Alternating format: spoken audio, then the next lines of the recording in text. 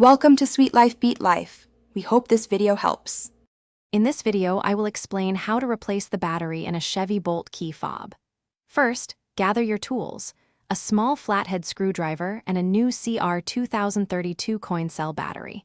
Make sure you have a clean, well-lit area to work in.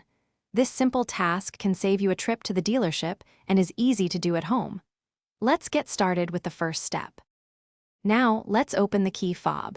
Look for a small slot, usually on the side or bottom edge. Insert your flathead screwdriver into this slot.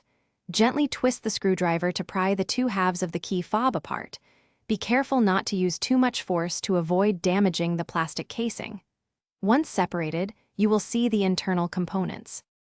With the key fob open, you'll see the old battery. Take a moment to note which side is facing up, as this is important for correct installation. Carefully remove the old CR 2032 battery. Now, insert the new CR 2032 battery into its slot, ensuring the positive side, usually marked with a plus sign, faces the same direction as the old one.